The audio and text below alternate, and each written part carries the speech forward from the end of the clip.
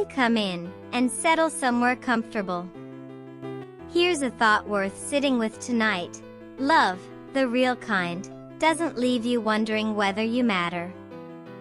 It doesn't make you reread a text message 4 times, hunting for a meaning that isn't there. It doesn't ask you to guess.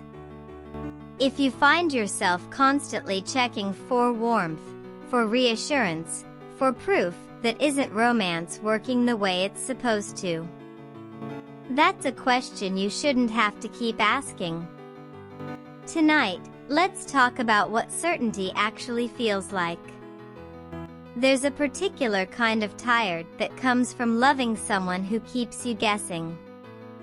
You learn to read tone in one-word replies.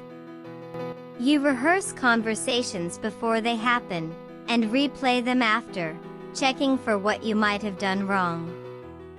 It can feel like passion, it isn't. Passion doesn't require translation. Confusion does. If the fog only lifts when they finally respond, notice that. You weren't chasing love in that moment. You were chasing relief. It shows up at strange hours, doesn't it? 2 in the morning, phone face up on the pillow, waiting for 3 dots that stop and start and go nowhere. You tell yourself you're overthinking. Maybe you are. But ask honestly, how often does this happen with someone who actually shows up for you?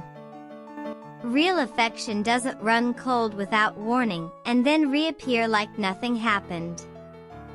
If the silence keeps costing you sleep, that silence is telling you something.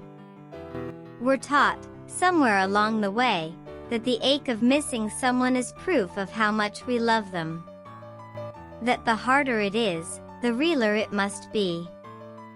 But an ache isn't evidence of depth, sometimes it's just evidence of distance, held open on purpose. Steady love has its own quiet thrill, less like a storm and more like a tide you can set your watch by. It comes in. It comes in again. That's the romance people forget to write songs about. Picture the version of love that doesn't make headlines. Someone remembers how you take your coffee. They text back within the hour, not because a rule says so, but because it doesn't occur to them not to. Nothing about it is dramatic. That's rather the point. Security is often boring to describe and wonderful to live inside a Tuesday morning where nothing goes wrong, simply because nothing was ever really at stake. Think about a plant that turns toward the sun all day, every day, without needing to be convinced the sun still exists. That's closer to how the right person behaves. Not chasing, not performing devotion for an audience, just consistently, unremarkably present. You stop having to interpret them. Their actions and their words point the same direction, morning after morning, and after a while you notice you've stopped checking. Here's a small, practical test. Does what they say match what they do, across weeks, not just the good ones? Someone who loves you well follows through on the ordinary promises, the phone call they said they'd make, the plan they didn't cancel twice. It sounds unglamorous. It is unglamorous. But a field like this wasn't grown by one dramatic gesture, it was grown by the same quiet effort, repeated, until it simply held. Sometimes we've learned, early and without choosing to, that love comes with turbulence, that peace feels suspicious, even boring, and chaos feels like proof someone cares. If that's familiar, it isn't a character flaw. It's a pattern, usually built somewhere you didn't design it. But a pattern can be noticed. And once you can name it, you can start asking a better question, not whether this feels intense, but whether it feels safe. Trust, The kind that actually holds, feels almost anticlimactic at first.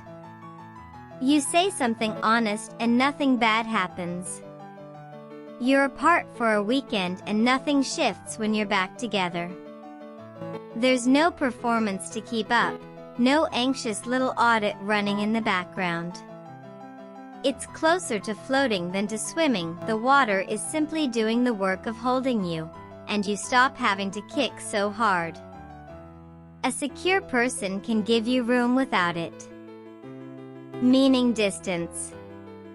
They can have a life outside of you, friends, quiet, a Tuesday spent alone without it costing you the relationship. That's not a red flag. That's two whole people, standing next to each other by choice, rather than out of fear that letting go, even for an evening, might mean losing each other for good. Disagreement, even a real one, doesn't have to threaten anything. The right person can be frustrated with you and still be entirely on your side. They can say the hard thing without disappearing afterward to punish you with silence. Conflict, handled well, is oddly reassuring proof the relationship can bend without breaking, the way a whole field of small flowers moves together in wind and doesn't scatter. It rarely arrives as one grand declaration.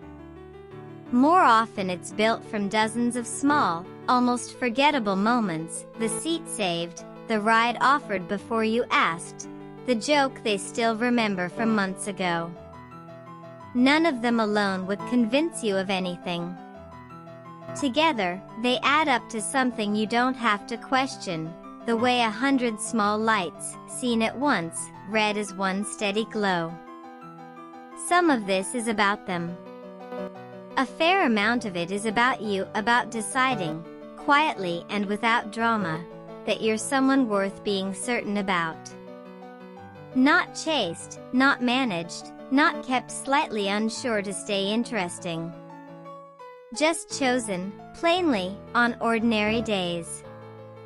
That belief tends to be the thing that finally makes the uncertain kind of love unbearable, and the steady kind recognizable.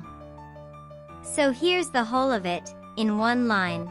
If you have to keep wondering whether you're loved, that question is your answer.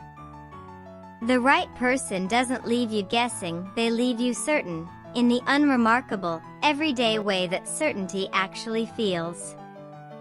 Thank you for spending this quiet stretch of time with me. Take care of yourself, and I'll see you next time.